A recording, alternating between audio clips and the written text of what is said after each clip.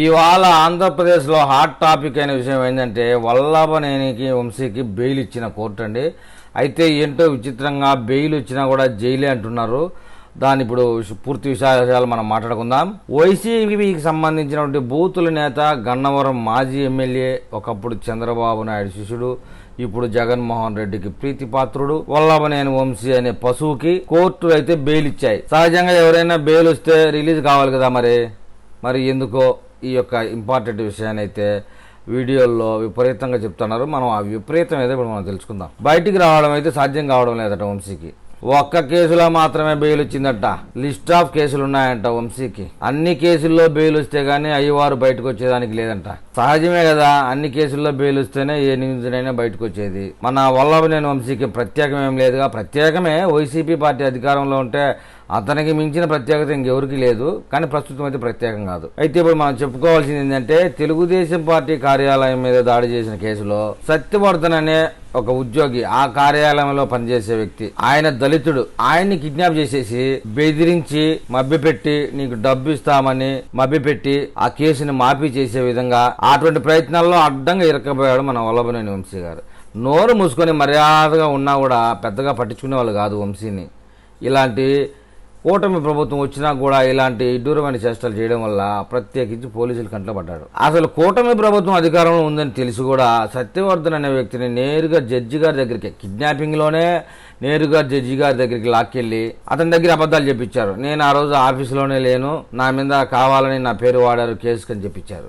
అడ్డంగా దొరికిపోయారు. ఆ కేసు నిమిత్తమే జైలుకు పోయినాడు. ఫస్ట్ ఏది చంద్రబాబు నాయుడు భార్యని భువనేశ్వరమ్మని తిట్టిన కేసు అంత పెద్ద ప్రభావితం చేయలేదు కానీ కూటమి ప్రభుత్వం వచ్చాక, ఎందుకంటే అప్పుడే ఆ కేసు మీద చర్య తీసుకుంటే కక్షపూరితం అంటారన్న ఉద్దేశంతో సైలెంట్గా ఉన్నారు. వీడు సైలెంట్గా లేడు.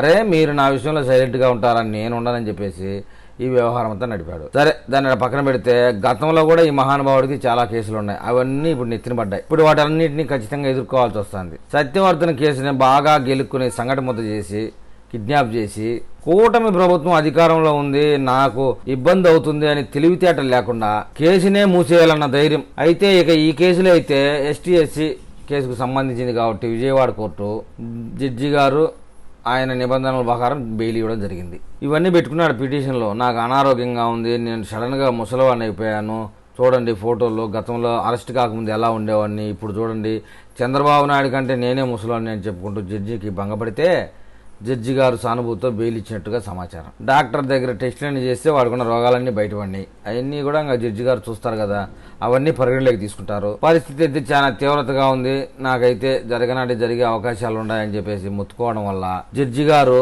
ప్రతి వాయిదాకి విని ఈసారికైతే కొంచెం సానుభూతి అయితే చూపించాడు. వల్లభనేని వంశీ మీద బెయిల్ అయితే కన్ఫర్మ్ చేశాడు. బెయిల్ ఇవ్వడం కూడా అనారోగ్య దృష్ట్యా బెయిల్ ఇవ్వడం అనేది జరిగింది. ఆ కేసులో జడ్జి గారు ఎస్టీ/ఎస్సీ కేసు కాబట్టి దీన్ని ఆ జడ్జి గారు ఆ కేసు వరకే కాబట్టి బెయిల్ ఇచ్చారు. మిగతా కేసులన్నీ మిగతా జడ్జిల దగ్గర వాదనలో ఉన్నాయి కనుక ఈయన ఇచ్చిన బెయిల్కి వాళ్ళు ఇచ్చేదానికి చాలా తేడా ఉంది కాబట్టి ఈ బెయిల్ ఇచ్చినా ఈకపోయినా ఇతను జైల్లోనే ఉంటాడు. ఇక మిగతా కేసుల వ్యవహారం కూడా తేలిన తర్వాత వల్లభనేని వంశీని రిలీజ్ చేయడం అనేది సాధ్యం అవుతుంది. ఎవరికి కానీ వైసీపీలో వల్లభనేని వంశీకి సైతం, ఆయన భార్యకి సైతం, ఆయన అనుచరులు అనుకునే పేటీఎం బ్యాచ్కి సైతం ఎవరికి ఆనందం లేదు బెయిల్ వచ్చిందని. లాయర్లను కూడా ఏమయ్యా రిలీజ్ అవుతాడంటే ఏ లాయర్ చెప్పలేని పరిస్థితి.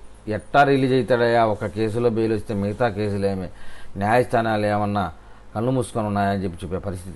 ముందు ఆ కేసుల్లో కూడా బెయిల్ కోసం ట్రై చేస్తారా? ఈ ఎస్టీ/ఎస్సీ కేసులో ఏ అయితే అనారోగ్య కారణాలు చెప్పి బెయిల్ తెచ్చుకున్నారో మిగతా కేసులకు కూడా ఇదే పందా పాడి బెయిల్ వచ్చే విధంగా మిగతా జడ్జిల మీద కూడా ఇదే వాదన వినిపిస్తారనే విషయం ఈ రోజు సాయంత్రానికి కానీ రేపటికి కానీ కొంత క్లారిటీ వచ్చే అవకాశం ఉంది. క్లారిటీ వచ్చిన తర్వాత వల్లభనేని వంశీ బయటకు వస్తారా లేదా అనే విషయంపై మళ్ళీ మనం ఒక వీడియో చేసుకుందాం. ఆ వీడియో మీకు చేరాలంటే నా ఛానల్ని సబ్స్క్రైబ్ చేయండి, లైక్ చేయండి. మీరు నాకు ఏదైనా తెలపాలనుకుంటే కామెంట్ రూపంలో తెలపండి.